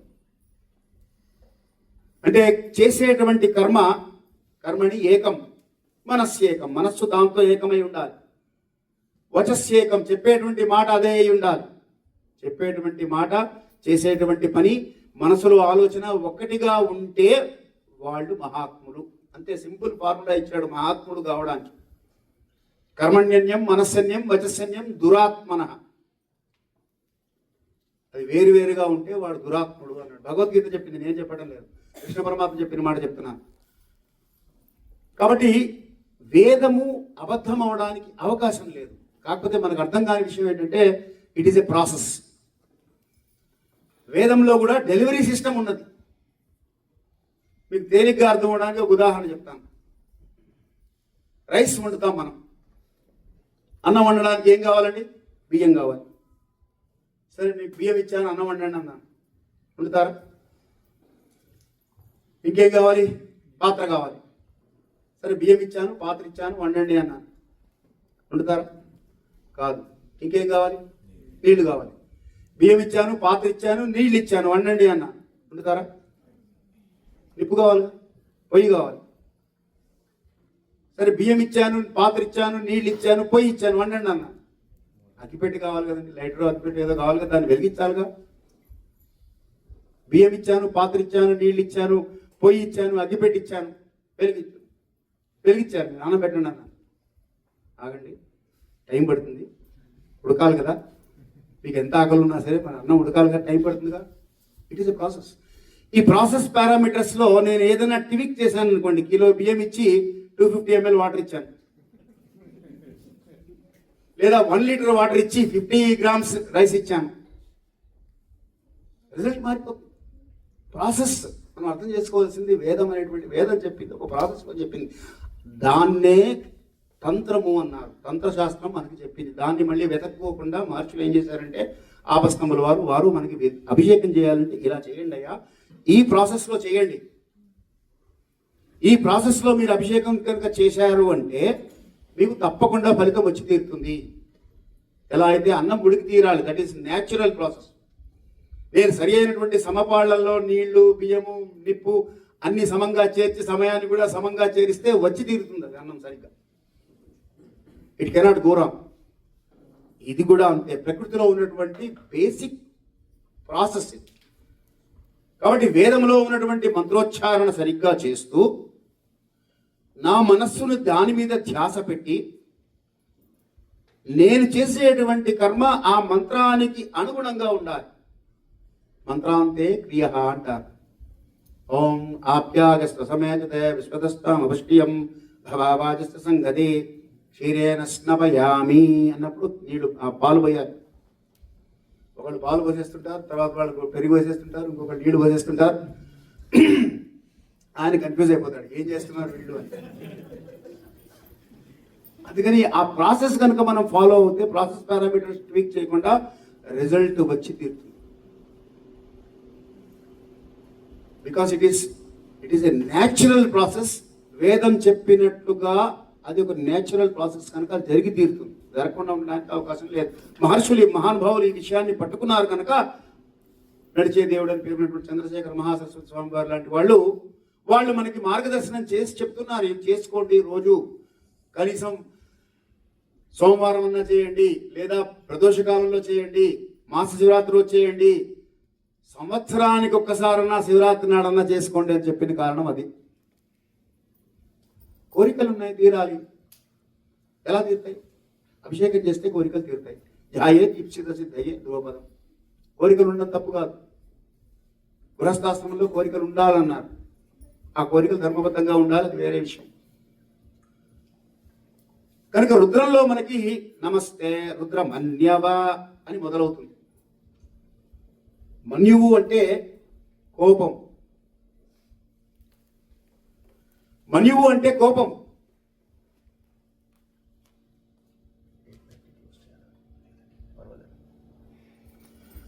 మన్యువు అంటే కోపం. కోపానికి అధిపతి అయినటువంటి ఓ రుద్రుడా నీకు నమస్కారము అని ప్రారంభమైంది రుద్రం. ఎందుకు అంటే అన్ని పాపాలకు మూలం మన కోపం.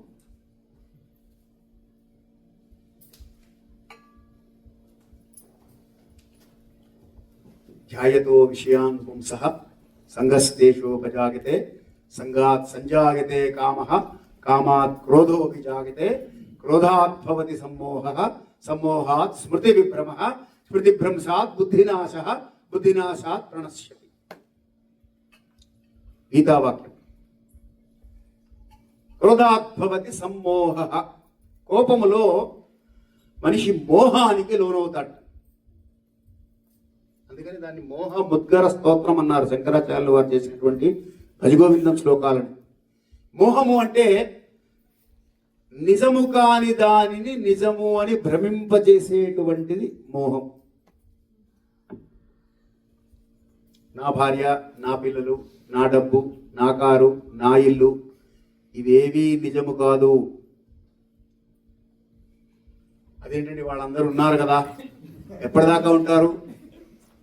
యావత్ పవనో నివసతి దేహే తావత్ కుశలం పృచ్చతి. వాళ్ళకైనా అంతే, నా భర్త, నా పిల్లలు. ధనేన కోశే పశవశ్చ కోష్ఠే స్త్రీ గృహద్వారే జనాన్ శ్మశానే దేహస్థితాయాం పరలోకయానం ధర్మానుగో గచ్చతి జీవయేకః అని పార్వతమ్మ వారు పరమేశ్వరుని అడిగింది ఒకసారి.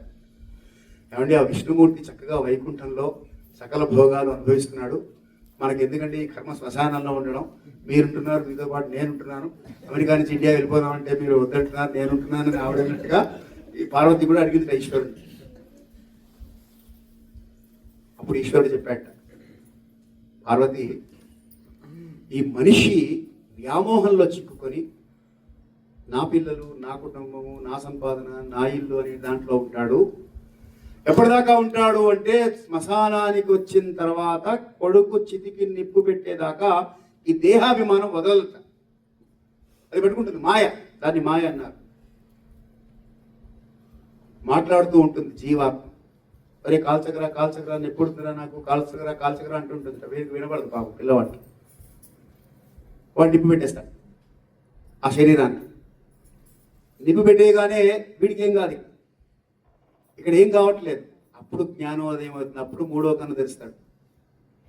వల వల వల వల ఏడుస్తుంటాడు. ఎందుకంటే వచ్చిన బంధువులందరూ వెనక్కి వెళ్ళిపోతారు.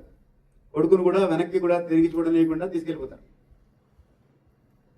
సంపాదించిన డబ్బంతా, అప్పటిదాకా సంపాదించిన డబ్బంతా బీరువాలో ఉంది లేదా బ్యాంకులో ఉంది. ఇవాళ రేపు డిజిటల్ ఫామ్లో, సెల్ ఫోన్లో ఉంది.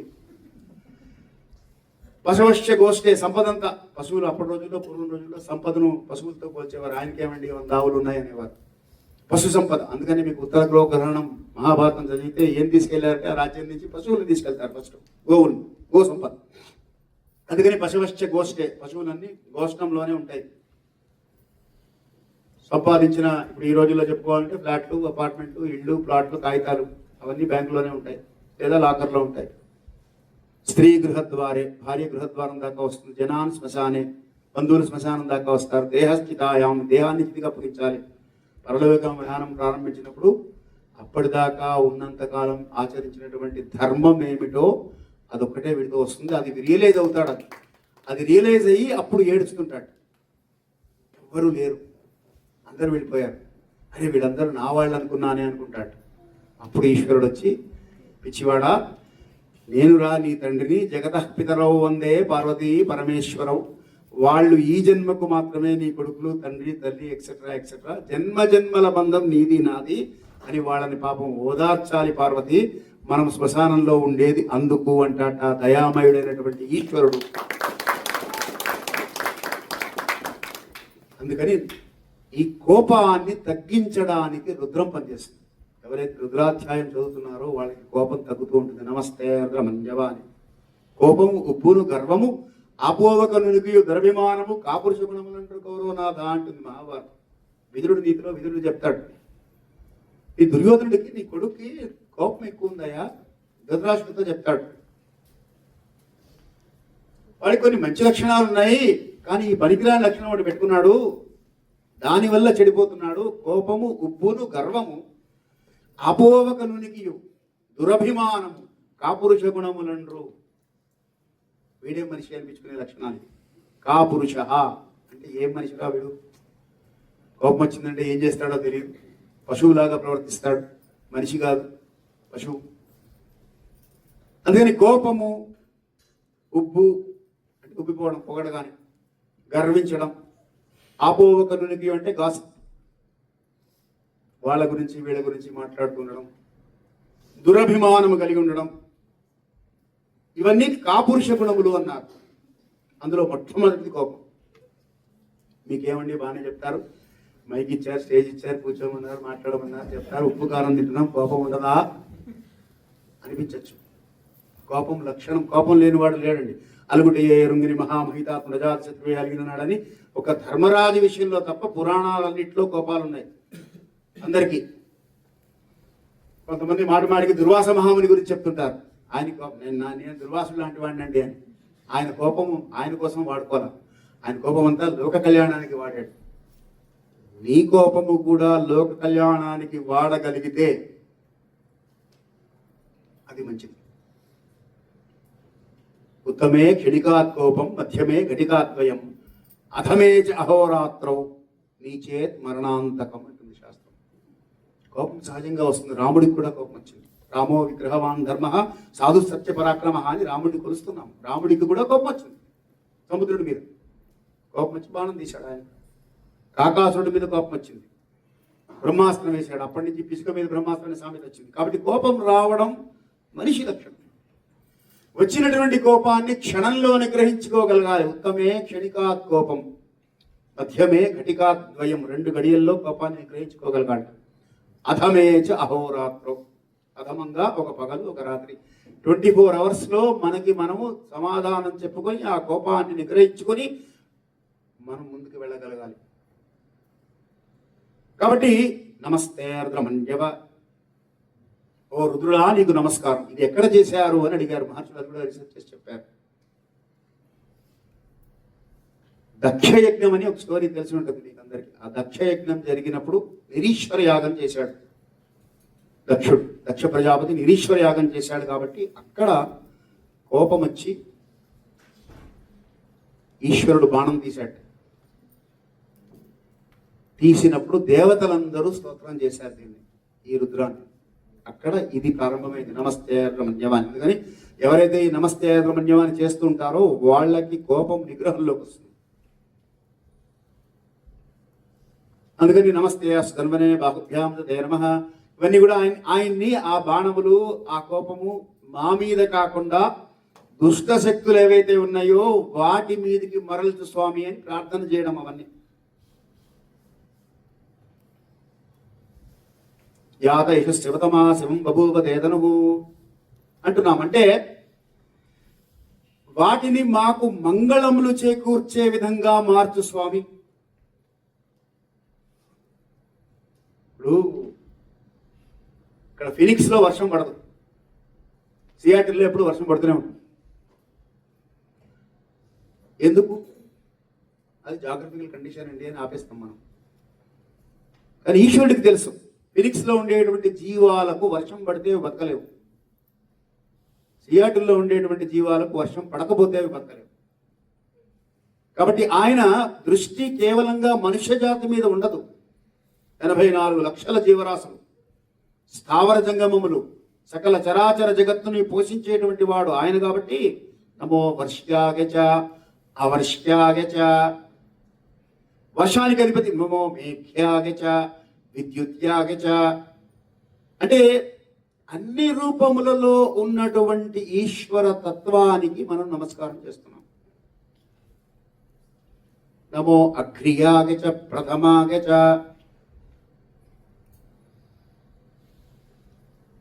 ప్రారంభంలో ఉన్నటువంటి వాడికి, ముందున్నటువంటి వాడికి, చివరిలో ఉన్నటువంటి వాడికి, అందరిలో ఉన్నటువంటి ఈశ్వర తత్వానికి నమస్కారం. ఇందాక చెప్పుకున్నాం విశ్వం పుష్టం గ్రామే అస్మిన్ అని. అలాగే ఇంకొక ముఖ్యమైనటువంటి అనువాకం, దాంట్లో ఒక మంత్రం వస్తుంది, యో రుద్రో అగ్నౌ యో అప్సుయ ఓషధీషు యో రుద్రో విశ్వాభువన నివేశ తస్మై రుద్రాయ నమో అస్తు అని. యో రుద్రో అగ్నౌ, అగ్ని స్వరూపంలో ఉన్నటువంటిది. యో అప్సు అంటే నీటి స్వరూపంలో ఉన్నటువంటిది. ఇందాక చెప్పుకున్నాం ప్రారంభంలో మనం పంచభూత స్వరూపమైనటువంటి రుద్రుడు.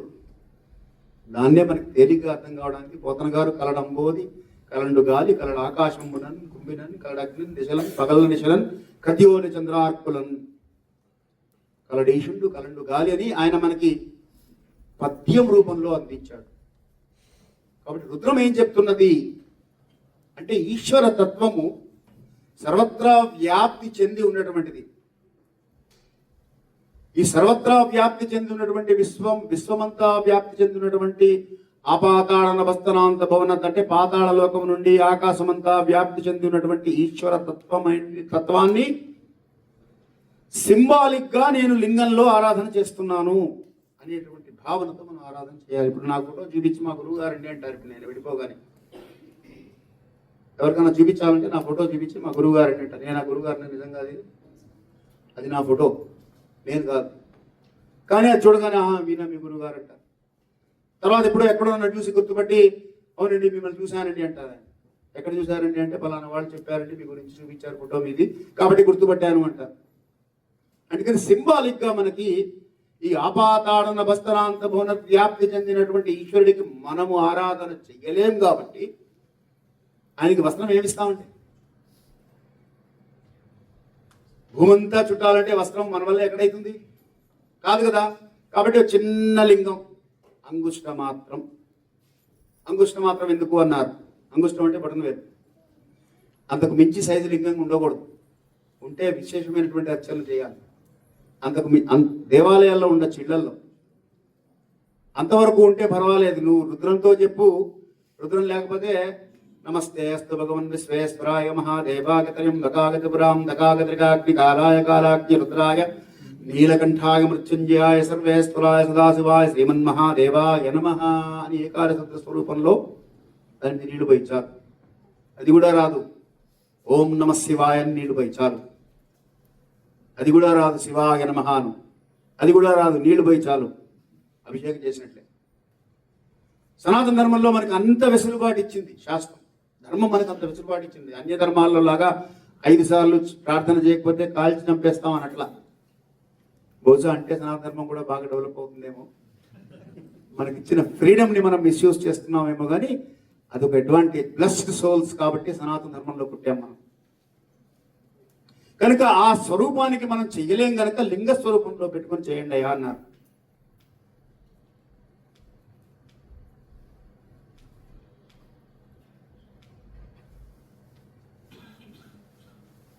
ఇలా ఒక్కొక్క మంత్రము ఈశ్వరుని యొక్క తత్వాన్ని ఆవిష్కరిస్తూ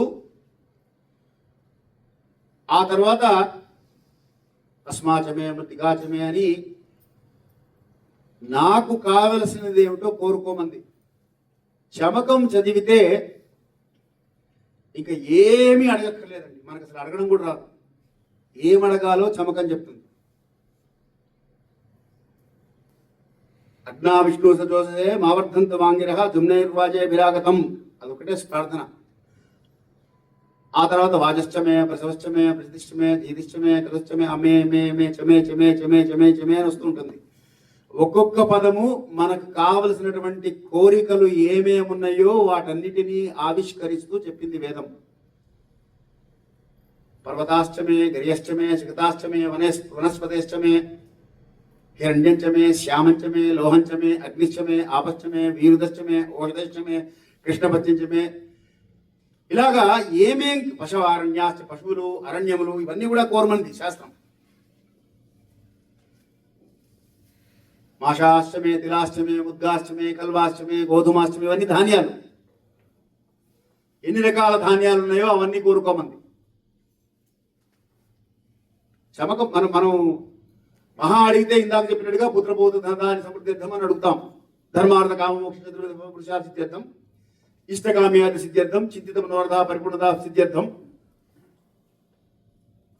ఇంకా మహా చెప్తే ఏ ఏ గ్రహ అరిష్ట స్థానేషు స్థైస్థై ఏకాదశ స్థాన సిద్ధ్యర్థం, ఇటువంటివి 4-5 అడిగేసి వదిలేస్తాం. ఇవేమీ అడగక్కర్లేదయ్యా, నీకేం కావాలో నేను ఇస్తాను, దీంట్లో ఉన్నాయి తీసుకో, మొత్తం అన్ని చదివి తీసుకో అన్నాడు. కాబట్టి నమ్మకం అంతా కూడా ఈశ్వరుని స్తోత్రం చేయడం. చమకం అంతా నాకు ఇది కావాలి, నాకు ఇది కావాలి, నాకు ఇది కావాలి, నాకు ఇది కావాలి అని అడగడం. ఈ రెండు చేస్తే, ఒకసారి చేస్తే ఏకవారం అంటున్నాం, 11 సార్లు చేస్తే ఏకాదశం అంటున్నాం. ఏకాదశం ఎందుకండి? 9 ఉండొచ్చు కదా. 9 సంఖ్య మిగతా అన్నిటికీ ఫేమస్ కదా, అదృష్ట సంఖ్య కదా. అంటే మనిషి జీవనాన్ని నడిపించేటువంటిది 5 కర్మేంద్రియాలు, 5 జ్ఞానేంద్రియాలు, 10. వీటితోనే మనిషి నడుస్తున్నాడు. చేసే కర్మలన్నీ కూడా ఈ కర్మేంద్రియాలు. త్వక్ చక్షు శ్రోత్ర జిహ్వ అగ్రాణం. త్వక్ అంటే చర్మము ద్వారా స్పర్శ తెలుసుకుంటున్నాడు. ఇది వేడిగా ఉంది, ఇది చల్లగా ఉంది తెలుసుకుంటున్నాడు. ఇది మెత్తగా ఉంది, ఇది గట్టిగా ఉంది. చక్షు కళ్ళతో చూస్తున్నాడు. ఇది చూడడానికి బాగుంది, చూడడానికి బాగాలేదు. శ్రోత్రములు చెవులతో వింటున్నాడు. ఈ శబ్దము నాకు ఆహ్లాదాన్ని కలిగిస్తున్నది, ఈ శబ్దము నాకు దుఃఖాన్ని కలిగిస్తున్నది అని తెలుసుకోగలుగుతున్నాడు. జిహ్వ నాలుకతో ఈ రుచి బాగుంది, ఇది తీయగా ఉంది, ఇది చేదుగా ఉంది, ఇది చప్పగా ఉంది, ఇది ఉప్పగా ఉంది. దాంతో ఇంట్లో ఆవిడ చేసిన దాని మీద ఏదో కామెంట్ చేసి అక్కడి నుంచి వాళ్ళిద్దరు ఏదో అనుకొని 3 రోజుల తర్వాత ఆవిడ గుర్తుంచుకొని మొన్న ఆ రోజు అట్లా అన్నారు కదా అందుకని వాళ్ళు ఉప్పు ఎక్కువ వేశానని ఇవాళ ఉప్పుగా ఉందని ఇవన్నీ జరుగుతుంటాయి. ఆ జిహ్వని ఇంద్రియం అని. ఆఘ్రాణం అంటే నాసికేంద్రియం. ఈ 5 ఇంద్రియములతోనే మనిషి జీవనం గడుస్తున్నది. మనిషి జీవనం ఈ 5 ఇంద్రియాలతో గడుస్తున్నది కనుక ఈ 5 ఇంద్రియాలకి సపోర్ట్గా కర్మేంద్రియాలు ఉన్నాయి. వాక్ పాణిపాదపస్థాయునాం పంచానాం కర్మేంద్రియాణం అన్నారు. నోటితో మాట్లాడుతున్నాడు, చేతులతో పనిచేస్తున్నాడు. అక్కడ పువ్వు ఉంది, ఆ పువ్వు బాగుంది అని కన్ను చూస్తోంది. కన్ను చూసి మనసుకు చెప్తోంది, కానీ అది కొయ్యలేదు. కోసేదేమిటి? చెయ్యి. సో మనసు చేయికి చెప్తుంది, నువ్వు వెళ్ళి ఆ పువ్వు కొయ్యి అని. చెయ్యి అంటుంది, నేను వెళ్ళలేను, కాలు తీసుకెళ్ళాలని నన్ను అంటుంది. కాబట్టి మళ్ళీ కాలుకు చెప్తుంది, నువ్వు కాలు అక్కడ దాకా వెళ్ళు, ఆ చెట్టు దాకా అని. అక్కడికి వెళ్ళిన తర్వాత చెయ్యి అంటుంది, నాకు అందడం లేదంటుంది. మళ్ళీ బుద్ధికి చెప్తుంది, బుద్ధి ఇంకో స్టూల్ తీసుకురా, కుర్చీ తీసుకురా అని చెప్తుంది. మళ్ళీ కాలు అక్కడికి వెళ్ళాలి. అంటే ఈ కర్మేంద్రియాలు జ్ఞానేంద్రియాలు సంయమనంలో నడుస్తూ మనిషి చేసే పనులన్నీ చేస్తూ ఉంటాడు. 11వది ఆత్మ. ఈ ఆత్మతత్వమే విశ్వేశ్వరాయ మహాదేవాయ త్రయంబకాయ త్రిపురాంతకాయ త్రికాగ్నికాలాయ కాలాగ్నిరుద్రాయ నీలకంఠాయ మృత్యుంజయాయ సర్వేశ్వరాయ సదాశివాయ శ్రీమన్మహాదేవాయ నమః అని 11వది. ఈ శ్రీమన్మహాదేవ స్వరూపమే హనుమంతుల వారి స్వరూపం. ఆంజనేయుడు ఆత్మస్వరూపము, రాముడు పరమాత్మ స్వరూపం. అందుకని వాళ్ళిద్దరూ కలిసి రామాయణం అంతా నడిపించారు. మన రామాయణం నడవడానికి ఈ 11 మనకి అనుసంధానం అవుతాయి. మన జీవిత రామాయణం అంతా కూడా ఇంటింటి రామాయణం అంటుంటారు చూసారా. సో ఆ ఇంటింటి రామాయణం నడవడానికి ఈ 11 ముఖ్యం కాబట్టి 11 సార్లు చేయమన్నారు. ఏకాదశ రుద్రాభిషేకము. ఇక దాన్ని మల్టిపుల్స్ వస్తుంది. 11 సార్లు చేస్తే ఒక లఘురుద్రం అంటారు, 121 టైమ్స్. 11 లఘురుద్రాలు చేస్తే ఒక మహారుద్రం అంటారు, 1331 టైమ్స్. అటువంటి 11 మహారుద్రాలు చేస్తే ఒక అతిరుద్రం అంటారు. ఈశ్వరుని ధ్యానించడానికి నీ శక్తి కొలది చేయవయ్యా. ఓం నమ శివాయ దగ్గర నుంచి అతిరుద్రం దాకా నీకు భగవంతుడు ఎంతటి శక్తి ఇచ్చాడో అంత చేయి. జప హోమ అర్చన అభిషేక విధిం అంటే జపం చేసుకో, ఈశ్వరారాధన అవుతుంది. హోమం చేయి, రుద్రహోమం, ఈశ్వరారాధన అవుతుంది. అర్చన ఇవన్నీ నమ్మక చమకాలతోటే ఇవన్నీ కూడా. పారాయణ చేయొచ్చు, రుద్రం కూడా. అభిషేకమే చేయాలని లేదు, పారాయణ చేసినా రుద్రపారాయణ కూడా మహత్వమైనటువంటి ఫలితాలు ఇస్తుంది. రుద్రపారాయణ అభిషేకం చేసే అవకాశం లేదు, ఎక్కడో ఉన్నాం, అక్కడ నీళ్ళు అందుబాటులో లేవు, లింగం లేదు, కూర్చొని పారాయణ చేసుకోవచ్చు చక్కగా రుద్రపారాయణ. కాబట్టి జప హోమ అర్చన, క్రమార్చన అంటారు, రుద్ర క్రమార్చన. అదొక విధానం ఉన్నది, ఆ విధానంగా చేస్తూ ఉంటారు. క్రమార్చన, అర్చన చేయవచ్చు. అభిషేక విధి, ఈ వీటిల్లో ఏ విధంగా అయినా సరే మనం రుద్రుణ్ణి అర్చన చేయవచ్చు. ఇది ఒక infinite amount of knowledge which can be capsuled into a small capsule of Shiva panchakshari. నమశివాయకి పంచాంగ రౌద్రీకరణము, దశాంగ రౌద్రీకరణము, షోడశాంగ రౌద్రీకరణము అని మహాన్యాసంలో చేస్తూ ఉంటాం మనం. దాన్ని ఎన్క్యాప్సులేట్ చేసి పంచాక్షరి రూపంలో మనకి మహర్షులు అందించారు. అవకాశం ఉన్నప్పుడు దాన్ని ఎలాబొరేట్గా చేసుకోవచ్చు. ఈశ్వర తత్వము అనంతమైనటువంటిది, అవిభక్తమైనటువంటిది, సర్వవ్యాపకమైనటువంటిది, సర్వశక్తివంతమైనటువంటిది. ఆ ఈశ్వర తత్వం మీ అందరికీ కూడా పరమేశ్వర అనుగ్రహంతో బోధపడి ఆయన యొక్క విశేష కృపా కరుణా కటాక్ష వీక్షణాలు మీ అందరి మీద ప్రసరించాలని ఆ పరమాత్ముని మరొక్కసారి సాంజలిబద్ధ ప్రణామాలతో ప్రార్థన చేస్తూ, ధర్మస్య విజయోస్తు అధర్మస్య నాశోస్తు ప్రాణినాం సద్భావనాస్తు గవాం సంరక్షణాస్తు విశ్వస్య కళ్యాణమస్తు. స్వస్తి ప్రజాభ్యః పరిపాలయంతాం న్యాయేన మార్గేణ మహిం మహీషాః. గోబ్రాహ్మణేభ్యస్తు శుభమస్తు నిత్యం. లోకాః సమస్తాః సుఖినో భవంతు. కాలే వర్షతు పర్జన్యః పృథివీ సస్యశాలినీ. దేశోయం క్షోభరహితా బ్రాహ్మణా సంతు నిర్భయా అపుత్రా పుత్రిణ సంతు పౌత్రిణ అదనా సదనా సంతు జీవంతు సర్వశతం. స్వస్తి.